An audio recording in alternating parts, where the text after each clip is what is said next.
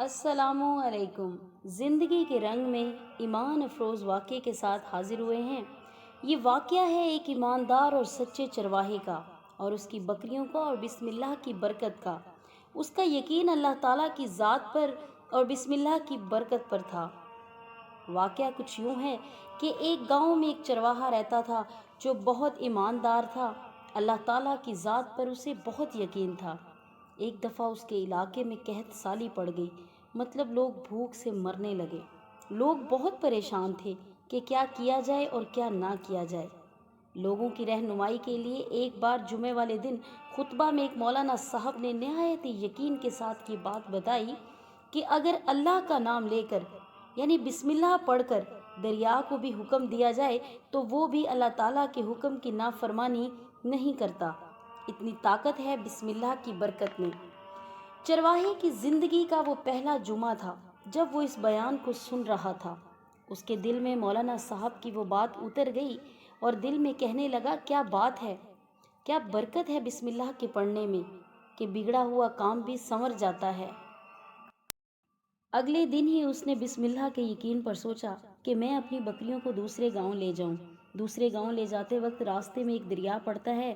یہ وہ پرانا دریا تھا جہاں کشتیاں موجود نہ تھیں۔ اب وہ سوچنے لگا کہ کیا کروں، کشتیاں تو موجود نہیں ہیں، میں اس دریا کو کیسے پار کروں۔ اچانک اسے مولانا صاحب کی وہ بات یاد آ گئی کہ اگر بسم اللہ یقین اور ایمان کے ساتھ پڑھی جائے تو دریا بھی حکم مان لیتا ہے اور اللہ کے حکم پر چلتا ہے۔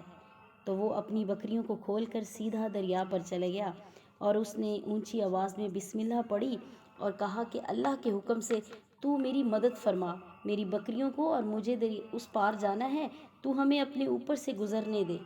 یہ کہہ کر وہ پورے یقین سے اپنی بکریوں کو دریا کے کنارے لے آیا اور دریا کے اوپر چلنے لگا۔ یہاں خدا کی قدرت دیکھیں، شان کریمی دیکھیں۔ اللہ پاک اپنے بندے کو کبھی مایوس نہیں کرتا۔ اس کا یقین تھا کہ اس نے بسم اللہ پڑھی ہے، وہ نہیں ڈوبے گا۔ اس کے اس یقین نے اس نے دریا کو پار کر لیا۔ دوسرے علاقے پہنچا تو وہاں بہت ہریالی تھی۔ سارا جنگل گھاس سے بھرا ہوا تھا۔ درختوں کے پتے سرسبز سلامت تھے، کیونکہ وہاں پہنچنا مشکل ہی نہیں ناممکن ہوتا، اور اللہ تعالیٰ نے اس چرواہے کو پہنچا دیا وہاں۔ وہ بہت خوش تھا اور کہنے لگا، سچ میں بسم اللہ میں کتنی برکت ہے۔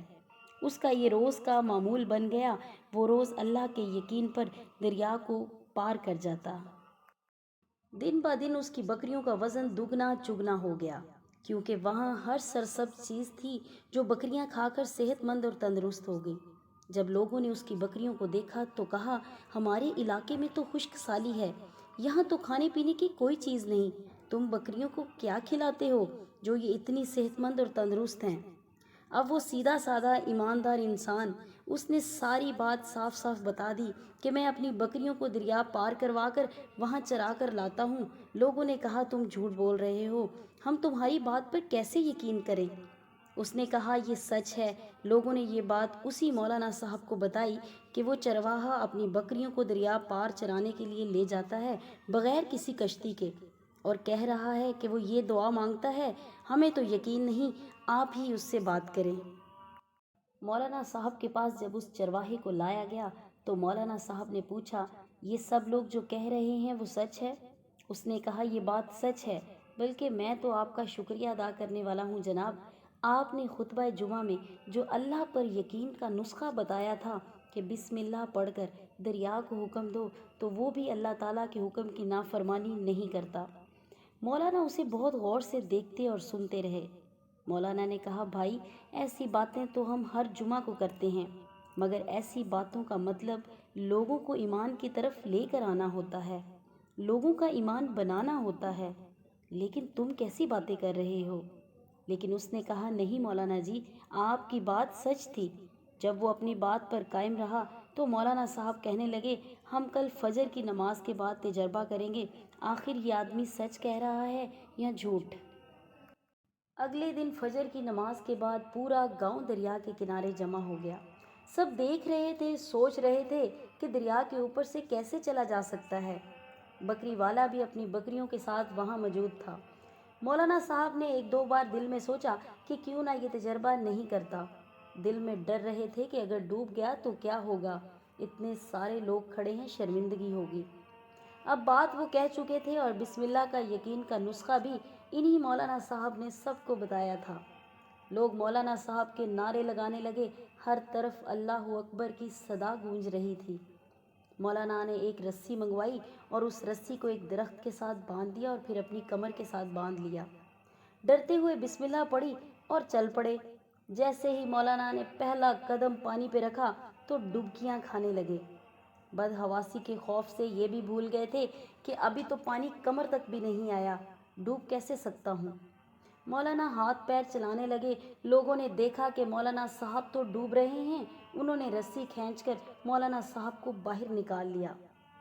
مولانا کے ڈر نے بکری والے کو پریشان کر دیا۔ بکری والا سوچ رہا تھا کہ مولانا صاحب نے بسم اللہ پڑھی ہے کہ نہیں، اور اگر پڑھی ہے تو کیوں نہیں دریا پر چل سکے۔ وہ ڈر رہا تھا اور سوچ رہا تھا کہ میرا تو روز کا یہ معمول ہے، لیکن اس کے یقین میں ذرا بھی فرق نہیں آیا۔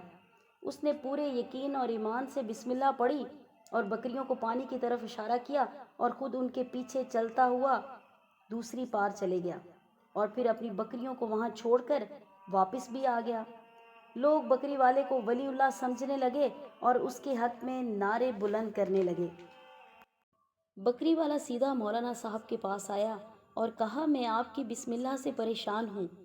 عزت اور عقیدت سے کہنے لگا ہوں، مولانا صاحب آپ نے بسم اللہ پڑھی اور آپ دریا میں ڈوبنے لگے، اور آپ کے سامنے میں نے بسم اللہ پڑھی اور دریا پار کر گیا اور پھر واپس بھی آ گیا۔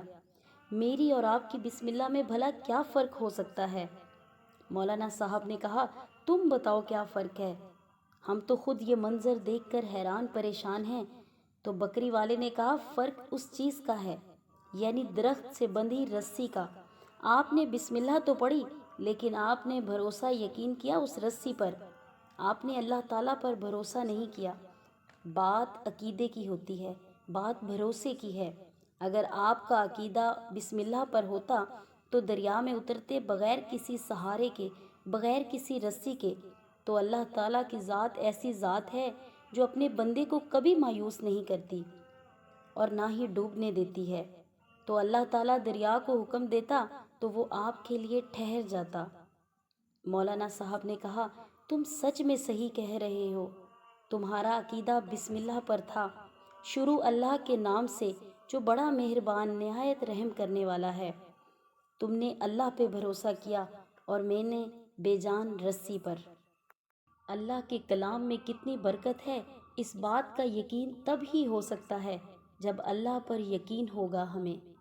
اللہ تعالیٰ نے پھر اس گاؤں کی قحط سالی دور کر دی اور پھر سے انسانوں اور جانوروں کے لیے رحمت برکت کے سامان پیدا کر دیے۔ بے شک اس کہانی میں سبق ہے پختہ یقین ایمان رکھنے والوں کا۔